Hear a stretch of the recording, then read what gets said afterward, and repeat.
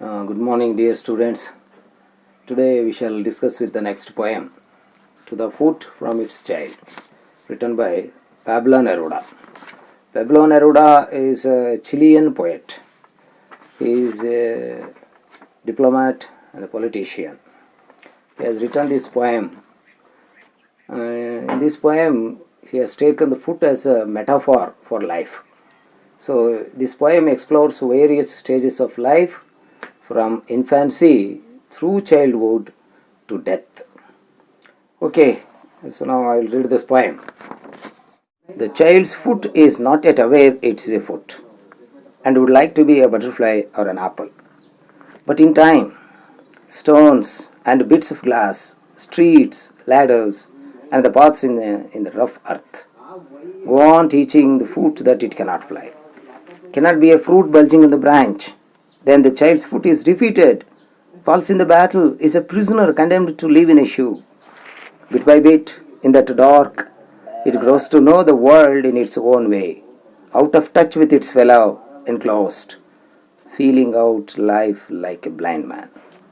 These soft nails of quartz, bunched together, grow hard and change themselves into opaque substance, hard as horn, and the tiny petaled toes of the child grow bunched and out of trim, take on the form of eyeless reptiles with triangular heads like worms. Later, they grew calloused and are covered with the faint volcanoes of death, a coarsening hard to accept. But this blind thing walks without respite, never stopping for hour after hour, the one foot, the other, now the man's, now the woman's, up above, down below, through fields, mines, markets, and ministries, backwards, far afield, inward, forward. This foot toils in its shoe, scarcely taking time to bear itself in love or sleep. It walks, they walk, until the whole man chooses to stop. And then it descended underground, and away, far, there, everything was dark. It never knew it had ceased to be a foot, or if they were buying it so that it could fly, or so that it could become an apple. The child's foot is not yet aware of it's a foot, and would like to be a butterfly or an apple. ಮಗುವಿನ ಪಾದ ಎಷ್ಟೊಂದು ಸುಕೋಮಲವಾಗಿರುತ್ತೆ, ನೀವು ನೋಡಿದಿರಿ. ಆ ಮಗುವಿನ ಪಾದ it is not at aware of it is a foot. ಅದಕ್ಕೆ ಗೊತ್ತಿಲ್ಲ ತಾನು ಪಾದ ಅಂತ. It would like to be a butterfly or an apple.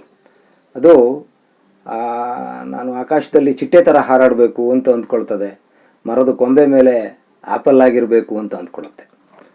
But in time, stones and bits of glass, streets, ladders and the paths of the rough earth go on teaching the foot that it cannot fly. ಆದರೆ ಕಾಲ ಕಳೆದಂತೆ ಆ ಪಾದಕ್ಕೆ ಈ ಕಲ್ಲುಗಳು, ಗಾಜಿನ ಚೂರುಗಳು, ಹೊರಟಾದ ಬೀದಿ, ಏಣಿ ಅಥವಾ ಮೆಟ್ಲುಗಳು ಅಥವಾ ಈ ರಫ್ ಆಗಿರ್ತಕ್ಕಂಥ ಭೂಮಿಯ ದಾರಿ ಇವೆಲ್ಲವೂ ಕೂಡ ತಾನು ಹಾರಕ್ಕಾಗಲ್ಲ ಅನ್ನುವಂಥ ಪಾಠವನ್ನು ಕಲಿಸ್ತವೆ. Then the child's foot is defeated, falls in the battle, is a prisoner condemned to live in a shoe. Next ಆ ಪಾದನ ಶೂಗೆ ಹಾಕ್ತಾರೆ. ಅಂದರೆ ಈ ಮಗುವಿನ ಪಾದ ಬೂಟಿನ ಒಳಗಡೆ ಖೈದಿ ಥರ ಬಂದಿಯಾಗ್ಬಿಡುತ್ತೆ. ಸೋಲನ್ನು ಕಂಡು ಬಂದಿಯಾಗುತ್ತೆ, ತಾನು ಇನ್ನೆಲ್ಲೂ ಹೊರಗಡೆ ಬರೋಕ್ಕಾಗಲ್ಲ ಅನ್ನೋ ರೀತಿಯಲ್ಲಿ. Bit by bit, in that dark, it grows to know the world in its own way. ಹಾಗೆ ಚೂರೇ ಸ್ವಲ್ಪನೇ ಆ ಕತ್ತಲೆಯ ಒಳಗಡೆ, ಬೂಟಿನ ಕಾಲಿನ ಒಳಗಡೆ ಇರುವಂಥ ಕತ್ತಲೆಯ ಒಳಗಡೆನೆ ಕೂಡ ಅದು ತನ್ನ ಪ್ರಪಂಚನ ತನ್ನದೇ ಆದ ರೀತಿಯಲ್ಲಿ ಅರ್ಥ ಮಾಡ್ಕೊಳ್ಳೋದಕ್ಕೆ ಪ್ರಯತ್ನ ಪಡ್ತದೆ. Out of touch with its fellow, enclosed, feeling out life like a blind man. ಕುರುಡನ ತರಹ ಅದು ಆ ಬೂಟಿನ ಒಳಗಡೆ ಬಂದಿಯಾಗಿ ತನ್ನ ಜೊತೆಯಲ್ಲಿರ್ತಕ್ಕಂಥ ಇನ್ನೊಂದು ಪಾದದ ಜೊತೆನೂ ಸಂಬಂಧ ಇಲ್ದೇ ತಾನು ಕುರುಡ ಮನುಷ್ಯನ ತರಹ ಜೀವನವನ್ನು ಒಂದು ಅರ್ಥ ಮಾಡ್ಕೊಳ್ಳೋದಕ್ಕೆ ಪ್ರಯತ್ನ ಪಡ್ತಾ ಹೋಗುತ್ತೆ. ದೋಸ್ ಸಾಫ್ಟ್ ನೈಲ್ಸ್. ಇಲ್ಲಿ ನೆಕ್ಸ್ಟು ಪೊಯೆಟು ಆ ಮಗುವಿನ ಆ ಒಂದು ಎಷ್ಟು ಸುಕೋಮಲವಾಗಿರ್ತಕ್ಕಂಥ ಪಾದ ಹೇಗೆ ಬದಲಾವಣೆ ಆಗುತ್ತೆ ಅಂತ ಹೇಳ್ತಾ ಹೋಗಿ. ಅಂದರೆ ಇಲ್ಲಿ ಟ್ರಾನ್ಸಿಷನ್ ಆಫ್ ಲೈಫ್ ಹೇಗೆ ಪ್ರಯತ್ನ ಪಡ್ತದೆ ಮಗು ತನ್ನನ್ನು ತಾನು ಅರ್ಥ ಮಾಡ್ಕೊಳ್ಳೋದಕ್ಕೆ. ಆ ಪಾದ ಅಂದರೆ ಜೀವನ ಹೇಗೆ ಅರ್ಥ ಮಾಡ್ಕೊಳ್ಳೋದಕ್ಕೆ ಮಗು ಪ್ರಯತ್ನ ಪಡುತ್ತೆ ಅನ್ನೋದನ್ನ ಈ ಪಾದದ ಮೂಲಕ ಹೇಳಿಸ್ತಾನೆ. Though soft nails of quartz bunched together, ಆ ಮೃದುವಾದಂತಹ ಉಗುರುಗಳು ಆ ಮೊದಲು ಹೇಗೆ ಕಾಣಿಸ್ತವೆ ಲೈಕ್ ಕ್ವಾರ್ಡ್ಸ್, ಅಮೃತಶಿಲೆ ಥರ ಕಲ್ಲು ಹೊಳಿತಾ ಇರ್ತವೆ. And bunched together grow hard and change themselves into opaque substance hard as horn. ಹಾಗೆ ಸುಕೋಮಲವಾಗಿರ್ತಕ್ಕಂಥ ಮಗುವಿನ ಪಾದದ ಉಗುರುಗಳು ಹಾರ್ಡ್ ಆಗ್ತವೆ. Change themselves into opaque substance, ಅವು ಒಂದು ಅಪಾರದರ್ಶಕವಾದ ಪದಾರ್ಥಗಳಾಗಿ ಬದಲಾವಣೆ ಆಗ್ತವೆ. ಹಾರ್ಡ್ ಆಸ್ ಹಾರ್ಮ್, ಕೊಂಬಿನ ತರಹ ಗಟ್ಟಿಯಾಗ್ತವೆ. And the tiny petals, tiny petalled toes of the child grow bunched and out of trim. ಹಾಗೆ ಆ ಪುಟಾಣಿ petalled toes of the child, ಆ ಮಗುವಿನ ಆ ಎಸಳಿನಂತಹ ಆ ಬೆರಳುಗಳು ಅವು bunched and out of trim ಮಾಡೋಕ್ಕೆ ಆಗದೆ ಇರೋ ಅಷ್ಟರ ಮಟ್ಟಿಗೆ ಗೊಂಚಲಾಗಿ ಮಾರ್ಪಡ್ತವೆ. Take on the form of eyeless reptiles with triangular heads like worms. ಅಂದರೆ ತ್ರಿಭುಜಾಕಾರದ ಮೂತಿ ಇರ್ತಕ್ಕಂತಹ ಈ ರೆಪ್ಟೈಲ್ಸ್, ಸರೀಸೃಪಗಳ ಮುಖಗಳನ್ನು ಅಥವಾ ತಲೆಗಳನ್ನು ಹೊಂದಿರುವಂತಹ ಪ್ರಾಣಿಗಳ ತರಹ ಬದಲಾವಣೆ ಆಗೋದು. ಸುಕೋಮಲವಾಗಿರ್ತಕ್ಕಂಥ ಬೆರಳುಗಳು ಅವು ಒರಟಾಗಿ ಬದಲಾವಣೆಯನ್ನು ಹೊಂದುತ್ತವೆ. Later they grow calloused and are covered with the faint volcanoes of death, a coarsening hard to accept. Later ಅಂದರೆ ಆನಂತರ ಈ ಒಂದು ತ್ರಿಭುಜದಂತಹ ತುದಿಗಳು, ಬೆರಳುಗಳು, ಹುಳುಗಳ ಹಾಗೆ ಬೆಳೀತಾ ಬೆಳೀತಾ ಈ ಬೆರಳುಗಳೆಲ್ಲ they grow calloused, ಜಡ್ಡುಗಟ್ಟುತ್ತವೆ.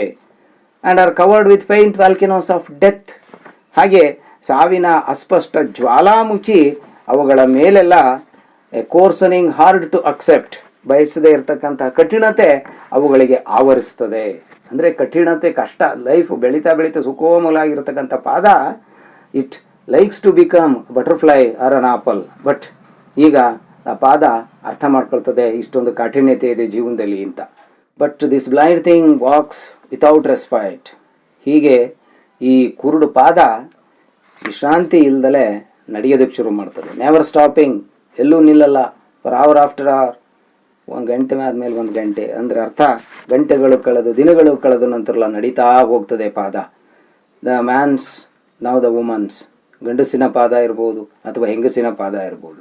Up above, down below, through fields, mines, markets and ministries. ಅಂದರೆ ಈ ಪಾದ ಮಗು ಅಲ್ಲ, ಅದು ಪಾದ. ಈಗ ಇದು ಗಂಡಿನ ಪಾದ ಅಥವಾ ಹೆಣ್ಣಿನ ಪಾದ.